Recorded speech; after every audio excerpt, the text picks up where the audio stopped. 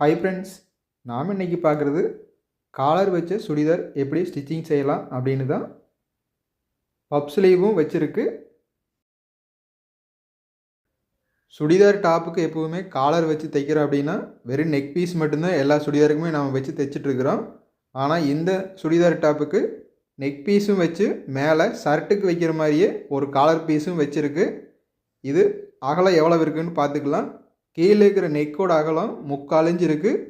மேலே இருக்கிற காலரோட அகலம் 1 இன்ச்சு 1 பாயிண்ட் இருக்குது. இந்த நெக் பீஸை அந்த காலரில் வச்சு தைக்கிறதுக்கு ஒரு 1/4 இன்ச்சு தையல் அடிக்கிறதுல போயிடும்.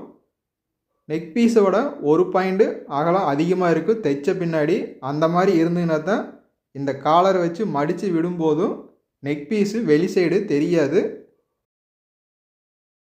இந்த காலர் பீஸ் சுடிதார் கேன்வாஸில் நான் கட்டிங் செய்யலை. அது ரொம்ப நைஸாக இருக்கிறதுனால ஷர்ட்டுக்கு வைக்கிற நைஸ் கேன்வாஸ்லேயே நான் கட் பண்ணியிருக்கிறேன். ரொம்ப சின்னதாகவே கட் பண்ணிக்கலாம், இதுவே போதும். ஷர்ட்டுக்கு வைக்கிற மாதிரி ரொம்ப அகலமாக கட் பண்ணாமல் இந்த மாதிரி கட் பண்ணிட்டோம்னா கரெக்டான அளவில் இருக்கும். கட் பண்ண பின்னாடி சுடிதாருக்கு வர்ற பேண்ட்டு கிளாத்லேயே கிராஸில் வச்சு இந்த மாதிரி நாம் அயன் பண்ணி எடுத்துக்கலாம்.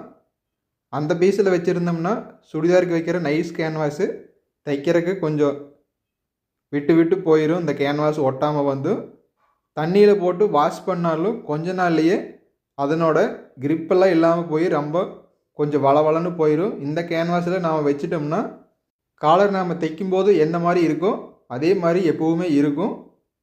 இப்போ காலர் பீஸுக்கு தையல் அடிக்கிறதுக்கு ஒரு கிளாத்தில் கட் பண்ணி எடுத்து வச்சுக்கலாம். கேன்வாஸில் ஒட்டுன மாதிரியே தையல் அடிச்சுட்டு வந்து ஒரு நூலை வச்சு இதை அடித்து திருப்பிக்கலாம். இந்த மாதிரி நூல் வச்சு அடித்து திருப்பினோம்னா அந்த ஷார்ப்பாக இருக்கிற பகுதி நல்லா திரும்பி வந்துடும்.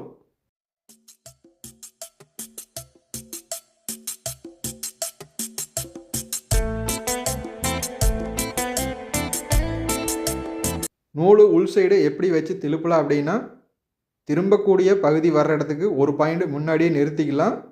இந்த நூலை உள்ளே வச்சு திரும்பவும் ஊசியில் ஒரு குத்து குத்துனோம்னா அந்த நூலை உள் சைடு போயிடும். திரும்பவும் நாம் தையல் அடிச்சிட்டோம்னா இதெல்லாம் கட் பண்ணிவிட்டு திருப்பும்போது அந்த நூலை கரெக்டாக மெதுவாக பிடிச்சி இழுக்கணும். அதிகமாக பிடிச்சி இழுத்த அப்படின்னா நூல் கட் ஆயிரும். இதையெல்லாம் திரும்பி விட்ட பிற்பாடு எடுத்தோம்னாவே போதும், நல்லா திரும்பி வந்துடும். திரும்பவும் ஒரு நூலை பிடிச்சி இழுத்தோம்னா அந்த நூல் உள்ளே வச்சது வெளியே வந்துடும்.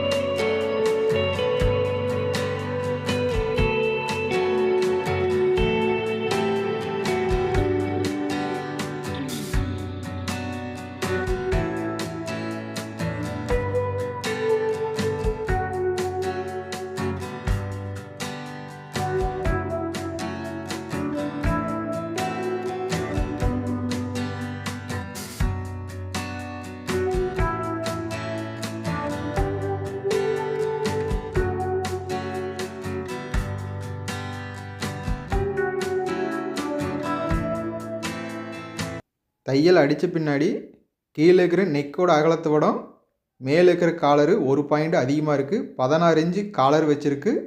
இந்த சுடிதார் எப்படி கட்டிங் செய்யலாம் அப்படின்னா, எப்போவுமே நார்மலாக நம்ம கட்டிங் செய்கிற மாதிரியே கட்டிங் செஞ்சுக்கலாம். மேல் சைடு மட்டும் ஷோல்டர் இருக்கிற பகுதி மட்டும் 3/4 இன்ச்சு கிராஸ் பண்ணி கட்டிங் செஞ்சுருக்கு. இதுக்கு முன்னாடியும் நான் ஒரு சுடிதாருக்கு காலர் வச்சு தைக்கிற கட்டிங் வீடியோ போட்டிருப்பேன். அதாவது கட்டிங் வீடியோ இல்லாமல் ஸ்டிச்சிங் வீடியோ தான் போட்டிருப்பேன். அதில் என்ன மாதிரி கட்டிங் செய்யணும் அப்படின்னு சொல்லியிருப்பேன். அதில் பேக் சைடு மட்டும் ஒரு 3/4 இன்ச்சு அதிகமாக துணி வச்சு கட்டிங் செய்கிற மாதிரி நான் சொல்லியிருப்பேன். அந்த மாதிரி ஏன் கட்டிங் செய்கிறோம் அப்படின்னா, உடம்பு ரொம்ப பெருசாக இருந்ததுன்னா ஷோல்டரும் பெருசாக இருக்கும். அவங்களுக்கு இந்த மாதிரி ஃப்ரண்ட்டும் பேக்கும் ஒரே மாதிரி கட்டிங் செஞ்சோம்னா காலர் வச்சு போடும்போது கொஞ்சம் டைட்டாக இருக்குது அப்படின்னு சிலர் சொல்கிறாங்க. அதனால மட்டும்தான் நான் பேக் சைடுக்கு ஒரு 3/4 இன்ச்சு அதிகமாக வச்சு கட்டிங் செஞ்சுருந்தேன். இந்த சுடிதாருக்கு என்ன அளவு வச்சு கட்டிங் செஞ்சுருக்கிறேன் அப்படின்னா, ஷோல்டர் அளவு 14.25 இன்ச்சு, ஆம்கோல் இறக்கம் 6.5 இன்ச்சு வச்சுருந்தேன். ஆம்கோல் சுற்றளவு 15 இன்ச்சு, உடம்பு சுற்றளவு 18 இன்ச்சு. காலருக்கு கட்டிங் செய்கிறதுக்கு 3 இன்ச்சு 1 பாயிண்ட் அகலம் வச்சுருந்தேன். கீழே இறக்கி கட் பண்ணுறது பேக் சைடுக்கு ஒரு 1/2 இன்ச்சு மட்டும்தான். ஃப்ரண்டில் 3.25 இன்ச்சு இறக்கி கட் பண்ணியிருந்தேன் ரவுண்டாக. காலர் இதுக்கு வச்சது காலரில் மட்டும் வச்சு பார்க்கும்போது 16 இன்ச்சு வந்தது. நெக் பீஸுக்கும் 2 சைடும் இன்னும் ஒவ்வொரு இன்ச் சேர்த்தி வரும். மொத்தமாக 18 இன்ச்சு சுற்றளவு வருது. இதில் ஒரு பாயிண்ட் மட்டும் நாம் கட் பண்ண பின்னாடி காலர் வச்சு அட்டாச் பண்ணும்போது அளந்து பார்த்துட்டு 10லைன்னு ஒரு பாயிண்ட் கீழே இறக்கி கட்டிங் செஞ்சுருந்தேன். காலர் வச்சு அதுக்கு கீழே ஊக்கு மாட்டுறக்கும் ஒரு பட்டி வச்சு தைச்சிருக்கிறேன். நான் இது 1 இன்ச் அளவுக்கு 2ஆக மடித்து வர்ற மாதிரி வச்சுருக்கிறேன். ஒரே பீஸை வச்சு கட் பண்ணி தைச்சிருக்கிறேன். உங்களுக்கு இந்த மாதிரி வேணாலும் தைச்சிக்கலாம். இல்லை ஒரு பீஸ் மேலே வச்சு அடித்து உள் சைடு போகிற மாதிரி வச்சுட்டு இன்னொரு பீஸ் ஊக்கு வைக்கிறதுக்கும் நீங்கள் வச்சுக்கலாம். அது நிறைய வீடியோவில் இருக்குது, நீங்கள் பார்த்து அந்த மாதிரி வச்சுக்கலாம். இதுதான் இந்த சுடிதாருக்கு உண்டான ஒரு அளவு. உங்களுக்கு இதே மாதிரி காலர் வேணாலும் வச்சுக்கலாம். இல்லை நெக் பீஸ் மட்டும் வேணும் அப்படின்னாலும் வச்சு தைச்சிக்கலாம். அது உங்கள் விருப்பம்தான்.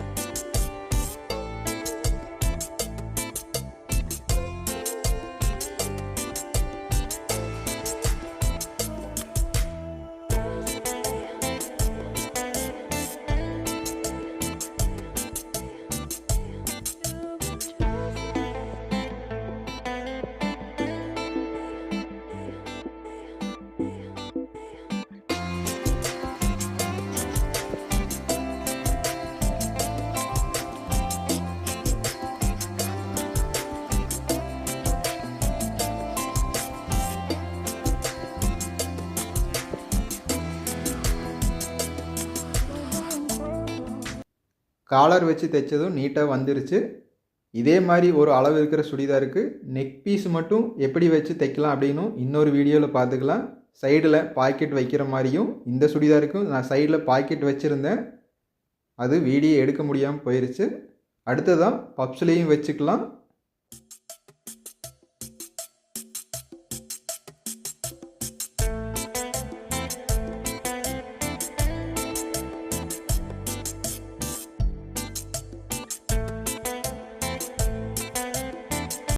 இந்த ஸ்லீவுக்கு நான் எப்படி பப் ஸ்லீவ் வச்சுருக்கிறேன் அப்படின்னா, சென்டரில் ஒவ்வொரு இன்ச்சுக்கு மார்க் பண்ணிக்கலாம்.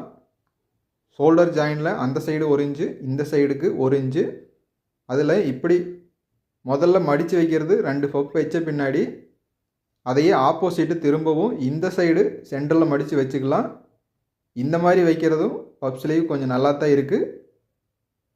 தைச்ச பின்னாடி நாம் திருப்பி பார்க்கும்போதும் சென்டரில் இருக்கிறது கொஞ்சம் பெருசாக இருக்கும்.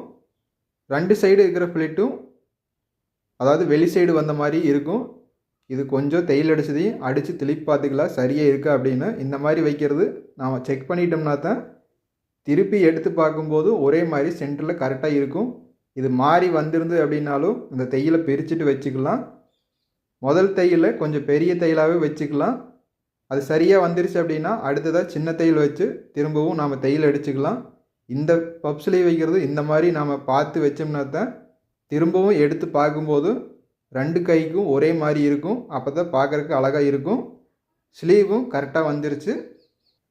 வீடியோவை பார்த்துட்டு லைக் பண்ணி ஷேர் பண்ணுங்கள். நாம் அடுத்த வீடியோவில் சந்திக்கலாங்க ஃப்ரெண்ட்ஸ்.